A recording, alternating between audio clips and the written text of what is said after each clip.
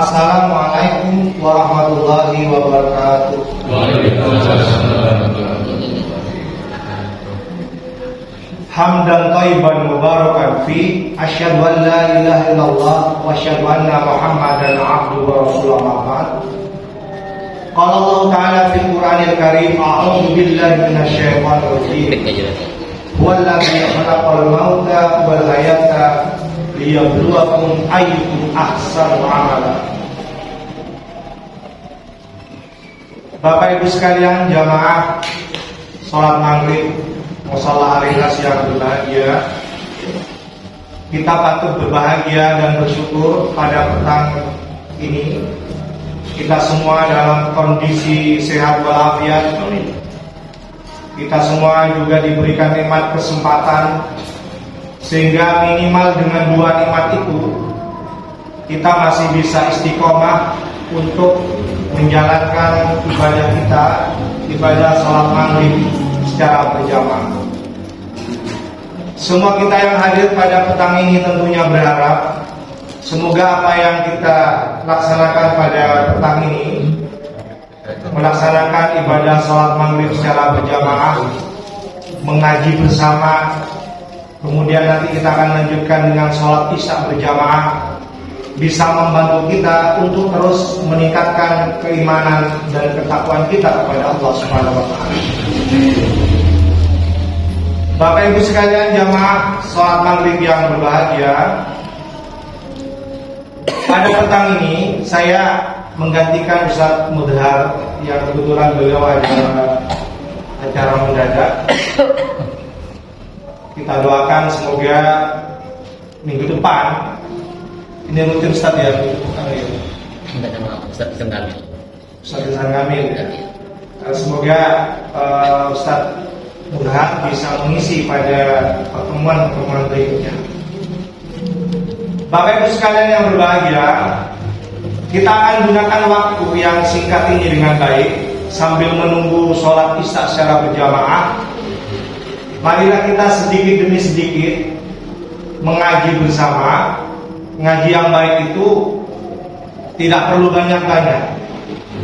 Yang penting kita paham sedikit demi sedikit apa yang menjadi ajaran dari Islam yang kita sayangi ini. Kemudian sedikit demi sedikit juga kita akan praktekkan dalam kehidupan sehari-hari.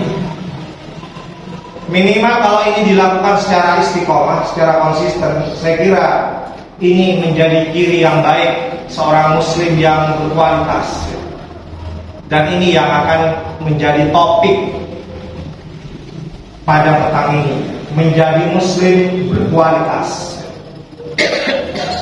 Saya dikirimi player tadi, jadi ini adalah kajian ilmiah. Jadi tidak apa-apa kita sedikit bersama-sama mengkaji Islam ini secara ilmiah.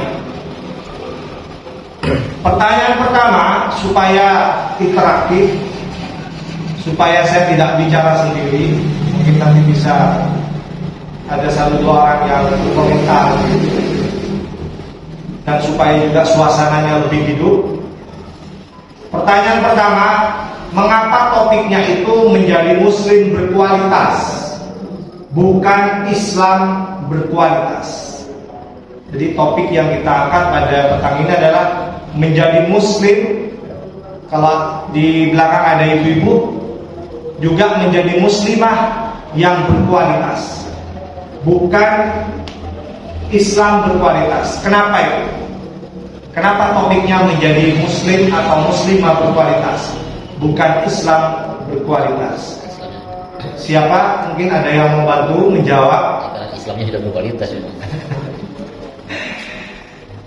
Kalau Islamnya memang sudah berkualitas, ya ini jawaban yang sangat benar.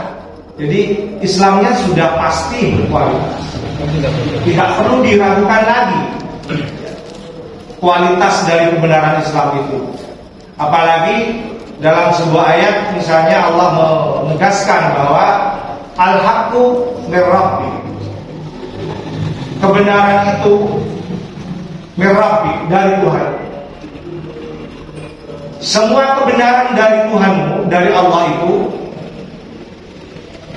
tidak perlu kita ragukan kualitas kebenaran. Oleh karena itu ditutup dalam ayat ini, fala takunanna minal mumtarin. Maka janganlah sekali-kali kamu itu meragukan kualitas dari kebenaran itu. Jadi betul yang disampaikan oleh Ustaz Nurul tadi. Kenapa topiknya kok menjadi muslim berkualitas, bukan Islam berkualitas? Karena Islam itu sendiri sudah pasti berkualitas. Sumbernya langsung dari Allah Subhanahu wa taala. Sumber kebenaran Islam itu langsung dari Allah Subhanahu wa taala. Cai konreng natura segala sesuatu saya sumber dari Allah Subhanahu wa taala, mereka pasti sempurna. Tidak ada yang kurang. Oleh karena itu jangan pernah meragukan kesempurnaan atau kualitas dari kebenaran Islam yang sumbernya langsung dari Allah Subhanahu wa taala. Ini yang pertama. Kemudian yang kedua, mengapa menjadi muslim berkualitas? Nah, kalau muslimnya kemungkinannya dua, bisa berkualitas, bisa belum atau tidak berkualitas.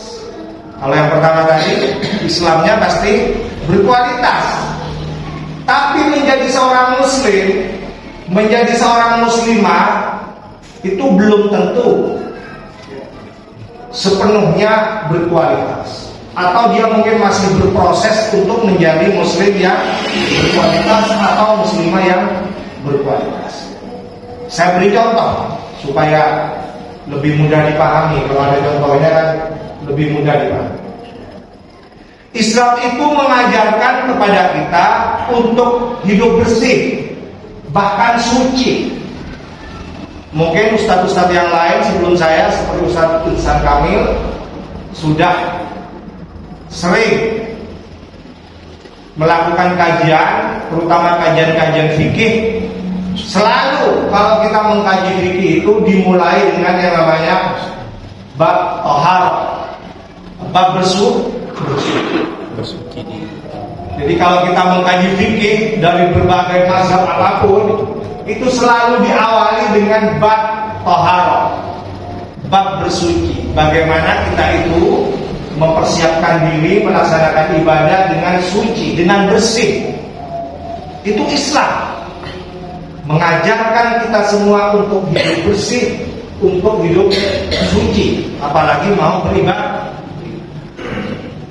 Sekarang kita praktekkan, kita lihat faktanya sekarang. Apakah semua muslim itu hidupnya selalu bersih, hidupnya selalu suci? Jawabannya ada dua. Ada, tapi ada juga yang belum bisa mengamalkan sepenuhnya ajaran Islam yang bersih dan suci. Makanya kalau kita datang ke beberapa masjid, ke beberapa musola, alhamdulillah musola kita ini bersih. Ya kan? Kenapa?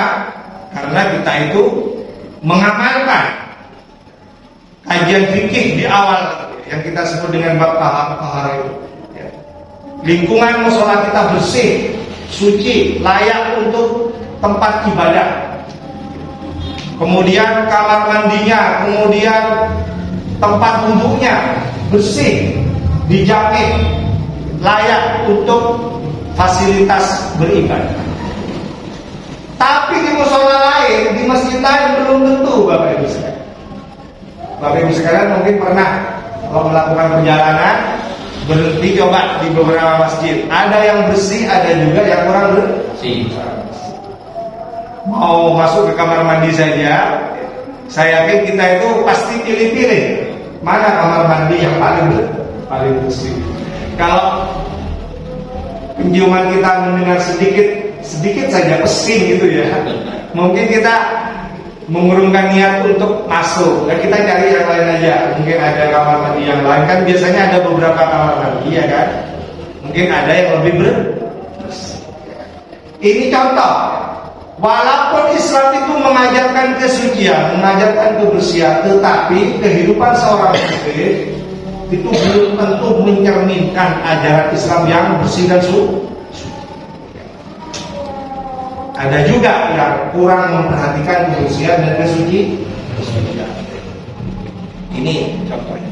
Kemudian contoh yang kedua, biar lebih jelas lagi, Islam mengajarkan kita supaya berakhlak yang sopan,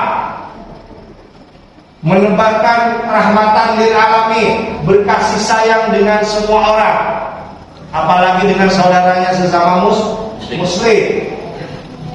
Ayatnya jelas. Kalau kita baca misalnya, insyaallah semua kita hafal.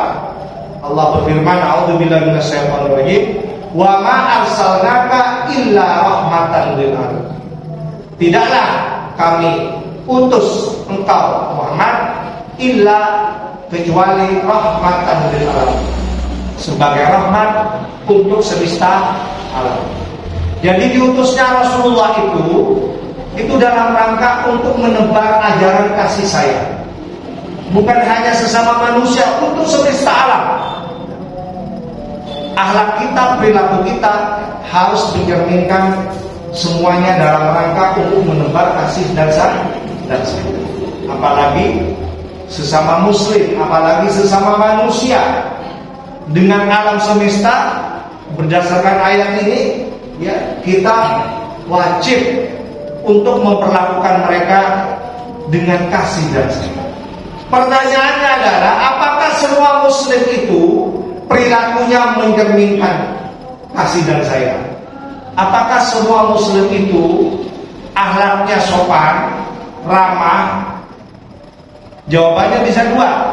Banyak yang sopan, banyak yang ramah, banyak yang menebar kasih dan sayang, tapi ada juga yang kurang memperhatikan itu.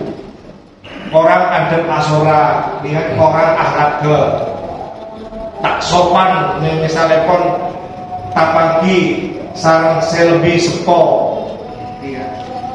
Banyak anak-anak muda kita yang mungkin masih belum bisa menggunakan akhlakul karim.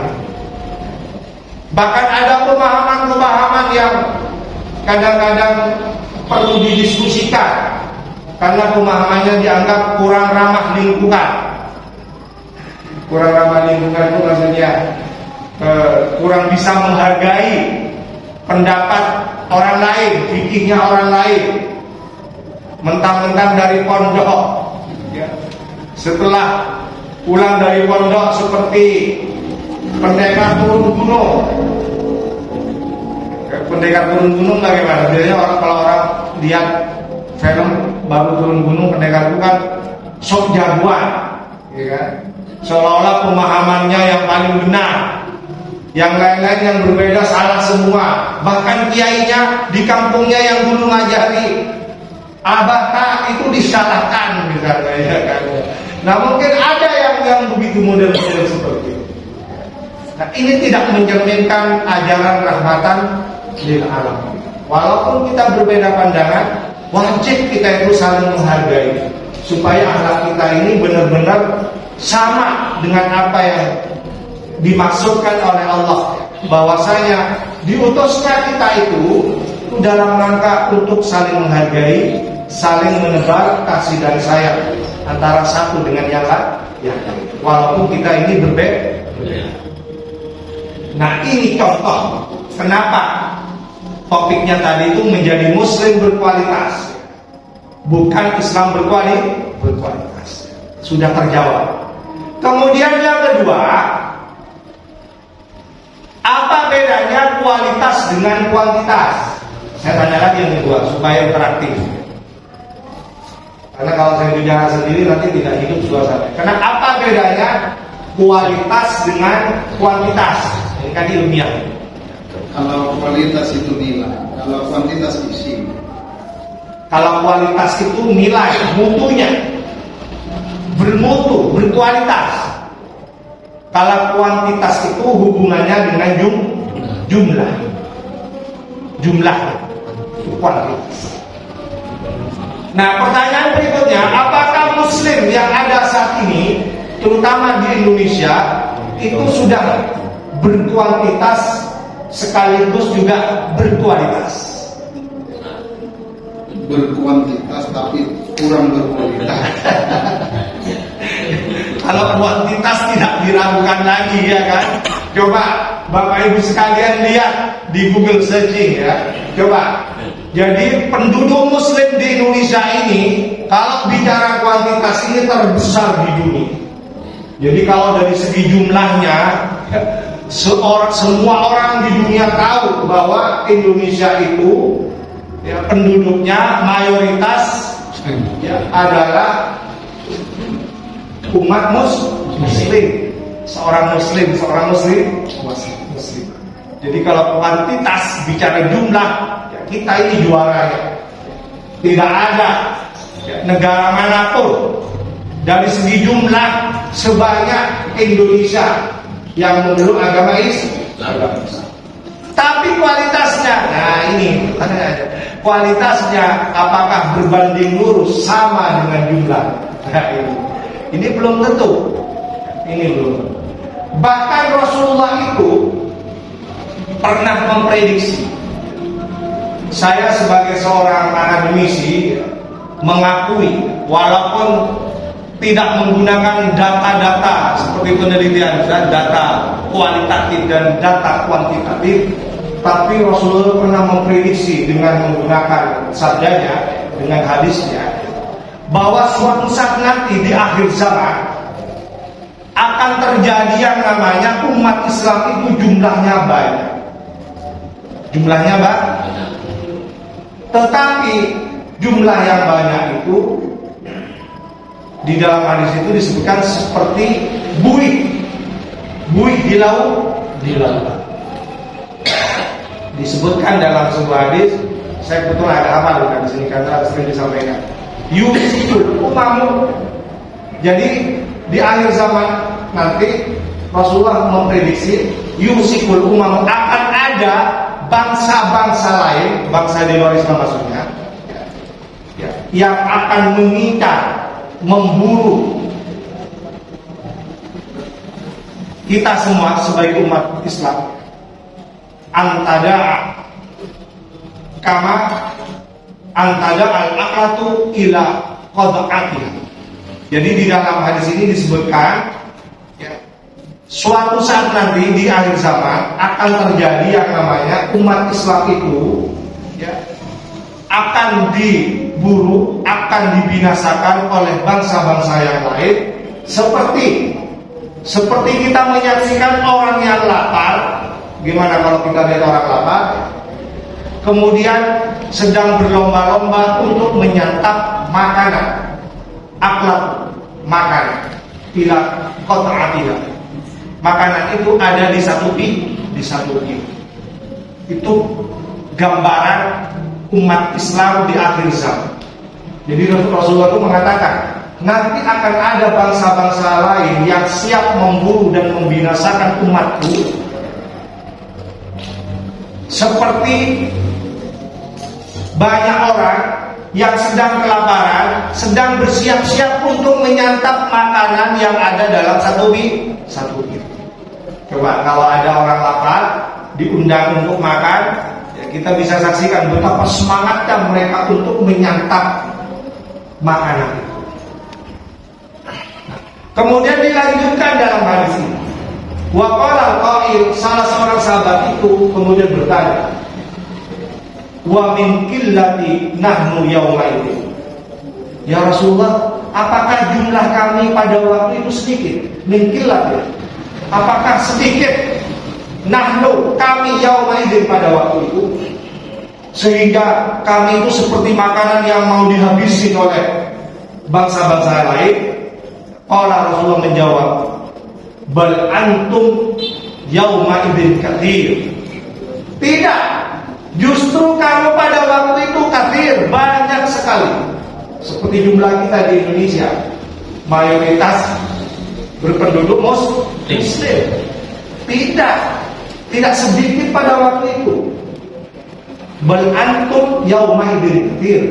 Kamu pada waktu itu jumlahnya banyak sekali. Walakinnakum ghutha'un, tetapi kamu itu seperti buih. Kaghuta'is sayl, seperti buih yang diombang-ambingkan oleh ombak, oleh air di laut. Jadi walaupun jumlahnya banyak, kuantitasnya banyak, tapi tidak berkualitas. Dia mudah dipengaruhi, mudah diadu domba, mudah dibohongi. Sudah berkali-kali dibohongi, masih terus, ya kan? Senang dibohongi, dipilih lagi, ya kan? Itu akan ada zaman itu, dan terbukti berdasar. Walaupun jumlah kita banyak, kuantitas kita banyak, tapi di mana kualitas kita? Apakah kita bisa mengatur diri kita sendiri yang katanya mayoritas berpenduduk Muslim paling banyak di dunia, ya kan? Nah, kemudian bertanya, kenapa ya Rasulullah kok sampai terjadi seperti itu? Padahal jumlah kami banyak, kok diibaratkan seperti buih. Buih itu kan kelihatan banyak, tapi ketika diterpa ombak, diterpa gelombang, itu kan mudah sekali dibawa ke barat, dibawa ke timur, dibawa ke utara. Sangat mudah sekali diatur oleh orang lain. Apa masalahnya ya Rasul? Disebutkan dalam hadis itu, wala yanza'annallahu min suduri uduwikum al-mahabata minkum. Pada waktu itu Allah itu mencabut rasa takut dari musuh-musuh. Jadi bangsa-bangsa yang mau mengincar kita itu rasa takutnya dicabut oleh Allah. Makanya kita ini sekarang mau diapain saja nggak bisa ngapa-ngapain. Coba sekarang kita mau apa? Nggak bisa. Mereka semuanya yang mengatur kita, walaupun mereka minoritas sedikit. Kita kan pernah dengar ceritanya, kekayaan Indonesia yang banyak ini dikuasai hanya untuk dikuasai berapa persen? Berapa persen? Berapa? 2%. 2% itu menguasai mayoritas kekayaan negeri. Sementara sisanya itu kita semua nggak dapat apa-apa. Kita nggak bisa mengatur apa yang kita miliki di negeri.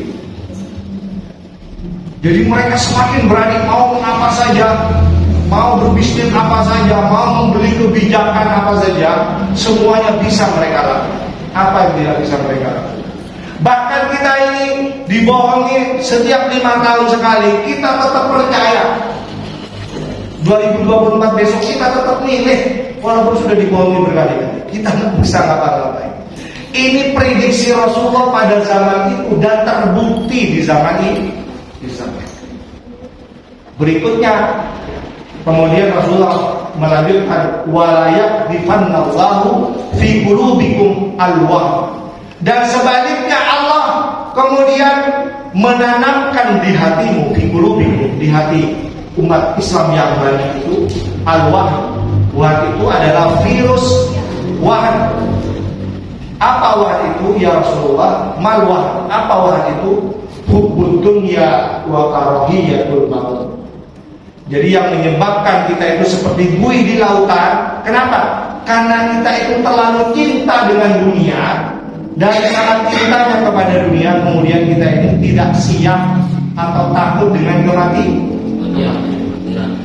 Makanya sekarang itu berapa banyak sih orang yang berjuang untuk kejayaan Islam?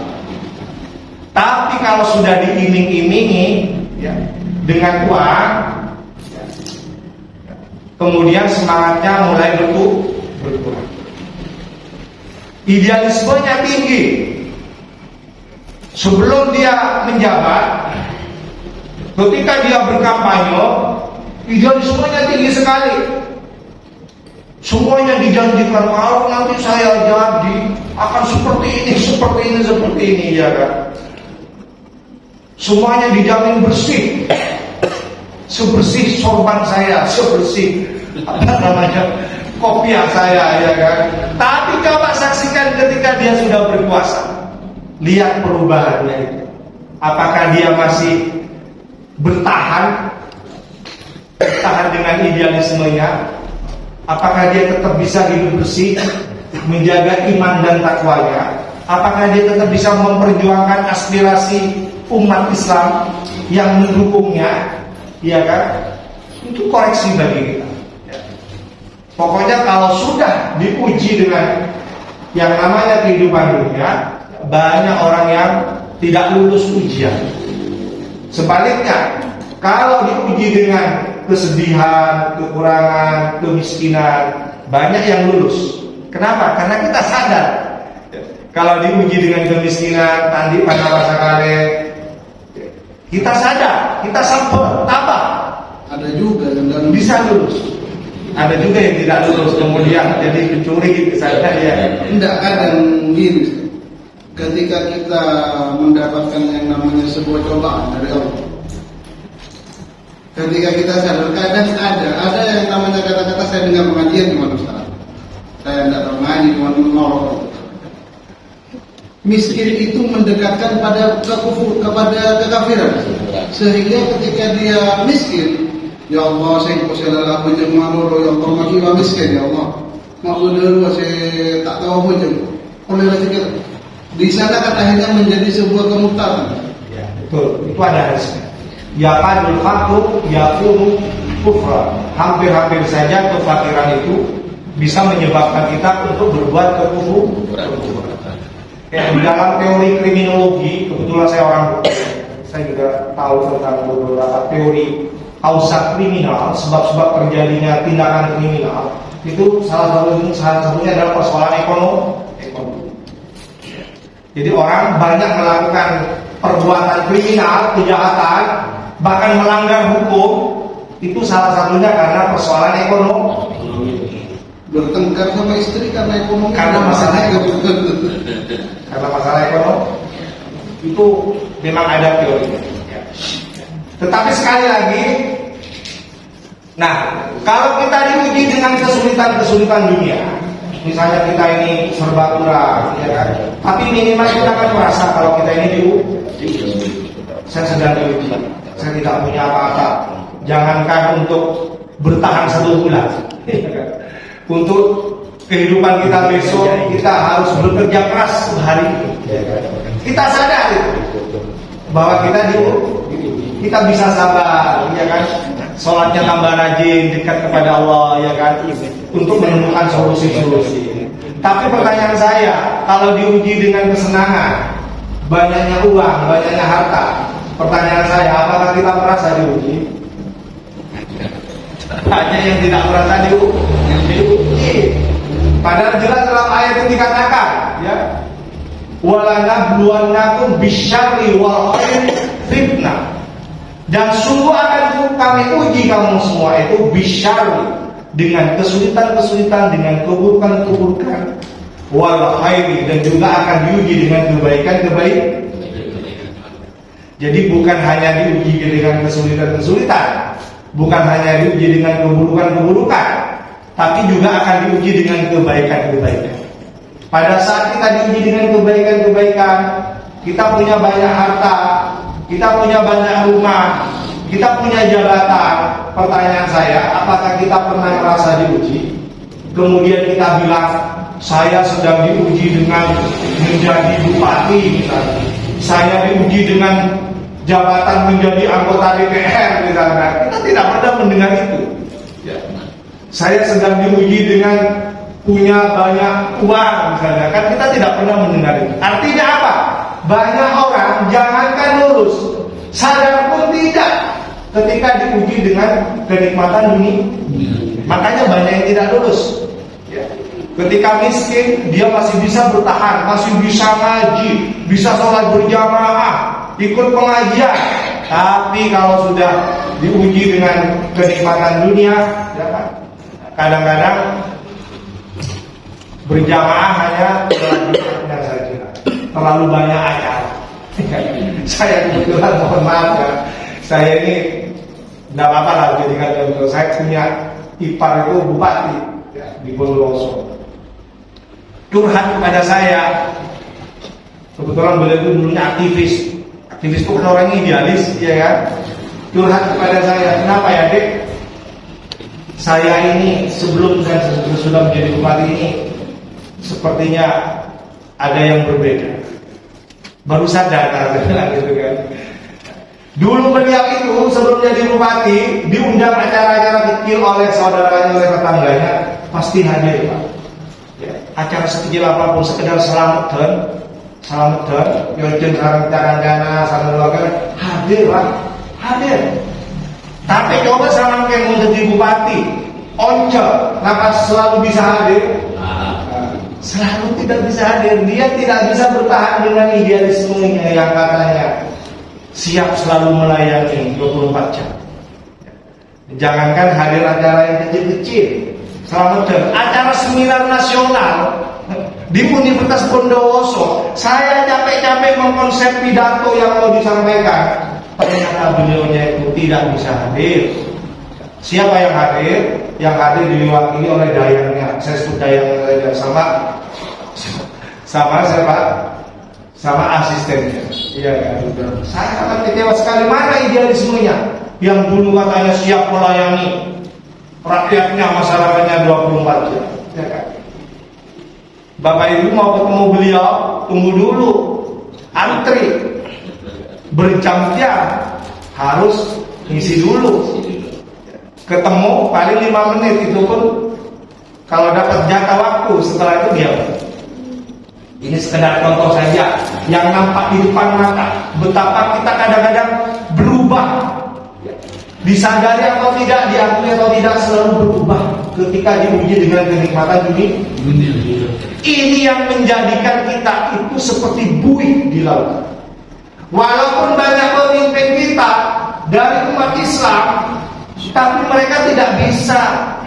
Mereka tetap bisa diatur oleh mereka-mereka yang bos-bos itu. Nggak bisa. Kenapa? Karena terlalu besar pikirannya terhadap dunia. Kemudian dia lupa dengan idealisme. Bapak Ibu sekalian yang berbahagia, itu kuantitas dan kualitas kita. Sekarang bandingkan dengan umat di zaman Nabi. Di zaman Nabi kuantitasnya banyak atau sedikit? Di zaman Nabi ketika Nabi masih ada, sedikit atau banyak? Sedikit. Di zaman Nabi jumlah umat Islamnya sedikit, tapi berkualitas. Apa buktinya Ustaz? Saya bacakan ayatnya. Ada ayat yang menunjukkan bahwa di zaman Nabi walaupun umat Islam itu sedikit, bisa mengalahkan 2 kali lipat musuh umat Islam. Dalam surah Al-Anfal ayat 65, Allah berfirman, "A'udzubillahi minasyaitonir rajim. Al-an khafafallahu ankum wa 'alima anna fikum dha'fa." Sekarang kata Allah, khafafallahu ankum. Allah ringankan langkahmu. Kenapa Allah meringankan langkah pejuang-pejuang Islam pada waktu itu? Wa 'alima anna fikum dha'fan, karena Allah tahu bahwasanya ada kelemahan yang ada padanya. Apa kelemahannya? Sedikit jumlah dibanding kafir Quraisy pada waktu itu, ya.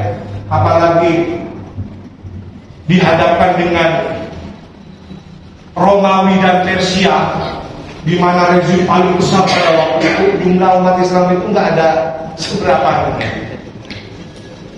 Fa'iyyakum minkum mi'atun sabiratun yaghlibuna mi'atain. Disebutkan dalam ayat ini, karena Allah tahu kelemahanmu adalah sedikit, fa'iyyakum minkum mi'atun sabiratun yaghlibuna mi'atain. Walaupun jumlahmu 100 sabiratun, tapi kalau dia bersabar menjalani perjuangan, sedikit, cuma 100 ini, sabiratun, tapi dia punya sifat yang sabar menjalani perjuangan, yaghlibuna mi'ataini, maka akan mampu mengalahkan mi'ataini, jumlah 200. Nah ini, jadi walaupun jumlahnya sedikit 100, tapi dia punya kualitas. Salah satu kualitasnya apa? Sabiratun, dia bersabar, tahan banting, diuji dengan apapun, diiming-imingi uang dia nggak mau, tetap konsisten dengan perjuangan. Yadribuna mi'ataini, bisa mengalahkan jumlah yang lebih besar, mi'ataini 200.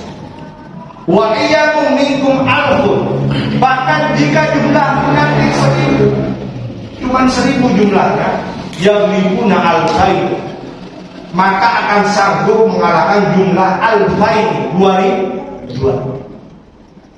Jadi ini gambaran kualitas umat di zaman Nabi. Jadi umat di zaman Nabi itu walaupun sedikit, tapi kualitasnya jangan diragukan. Walaupun jumlahnya 100, sanggup mengalahkan 200. Walaupun jumlahnya 1000, sanggup mengalahkan 2000. Silakan dibaca sejarah Islam bagaimana perang Honda, perang Badar. Jumlahnya berapa? Umat Islam itu sedikit tapi mampu mengalahkan musuh-musuh Islam. Bapak Ibu sekalian yang berbahagia, nah ini sudah kita selesaikan apa itu kuantitas, apa itu kualitas. Kemudian kita jelaskan dalam kondisi kita pada hari ini dan kondisi kita pada masa yang lalu. Berikutnya masih ada waktu. Islam itu memang pro dengan kualitas. Islam itu selalu mengajarkan kualitas. Di awal tadi saya sudah membacakan ayatnya. Allah berfirman, "Huwallazi khalaqal mauta wal hayata liyabluwakum ayyukum ahsanu amala." Dialah Allah itu yang menciptakan kematian al-mauta wal hayata, dan kehidupan. Untuk apa diciptakan mati dan hidup? Untuk apa Allah itu menciptakan mati dan hidup?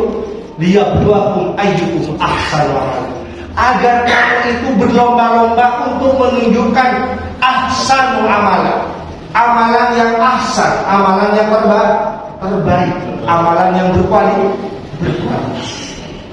Jadi Allah itu menciptakan kematian dan kehidupan itu supaya kita itu mau belajar, supaya kita ini bisa menunjukkan kualitas dari amalan kita masing-masing. Kenapa? Karena pada akhirnya kita akan menghadapi dua itu, antara kematian dan kehidupan. Kita harus siapkan. Dengan apa? Dengan kualitas amalan ahsan wa. Bapak Ibu sekalian yang berbahagia, dalam hadis yang lain Rasulullah juga menyebutkan, innahu 'abdan idza 'amila amalan ahabballahu ayyutqina. Dalam hadis ini Rasulullah juga mengatakan, sesungguhnya hamba itu apabila melaksanakan amalan itu mengamalkan sesuatu yang dipintai, ayyutqina, kemudian dia membaguskan, menjadikannya berkualitas. Jadi tidak tanggung-tanggung. Kalau melaksanakan sebuah amalan, lakukan dengan penuh kualitas. Misalnya tadi kita dipimpin oleh Bapak Kiai ya untuk berzikir, ya kan? Pelan, tumaknina kita berzikir. Tidak perlu terburu-buru sampai salah ucap. Alhamdulillah, alhamdulillah, ya kan? Dengan tumaknina kita ucapkan. Itu contoh ibadah yang kita lakukan dengan ayyutqina, dengan penuh kualitas. Coba kalau kita buru-buru, bisa berubah itu. Bukan alhamdulillah, bisa dulillah. Karena kita keburu-buru, nggak usah keburu-buru. Ya, berapa menit sih kita berzikir, ya kan? Setelah itu masih banyak waktu kita untuk yang lain-lain, ya kan? Itu maksud saya. Bapak Ibu sekalian yang berbahagia, nah, sebenarnya kita ingin menjelaskan bagaimana diri Muslim yang berkualitas itu. Tapi waktunya ini mepet, Ustaz. Waktunya mepet. Mungkin nanti bisa kita lanjutkan pada pertemuan yang akan. Jadi Muslim yang berkualitas itu bukan hanya aktivitas ukhrawinya, bukan hanya ibadahnya saja, tapi juga aktivitas duniawinya juga harus berkualitas. Jangan hanya ibadahnya yang berkualitas, kalau sholat tepat waktu, tapi nanti giliran kerja ke kantor sering terlambat misalnya, ya kan? Nggak baik juga dinilai orang. Masa umat Islam itu, seorang muslim itu kalau sholat selalu tepat waktu, tapi gilirannya kerja ya, sering dapat teguran dari atasannya, kok sering terlambat gitu kan. Atau sebaliknya, kalau melaksanakan kegiatan kantor tepat waktu, disiplin, tapi ketika giliran dipanggil oleh Allah untuk sholat, tinggalnya kemudian diambil tajam bertolak, ya kan, sering gitu kan. Akhirnya dia ngulur-ngulur waktu, ya kan, karena alasannya masih panjang waktunya. Ya. Jadi harus dua-duanya harus berkualitas, ibadahnya harus berkualitas, kegiatan muamalahnya, hubungannya dengan kehidupan dunia juga harus berkualitas. Bagaimana cirinya? Nanti kita akan sambung pada pertemuan yang akan datang. Semoga nanti kita diberikan nikmat sehat, sehingga kita diberikan kesempatan lagi untuk bisa mengaji. Baik, sudah ada Ustaz, kita akhiri. Wassalamualaikum warahmatullahi wabarakatuh.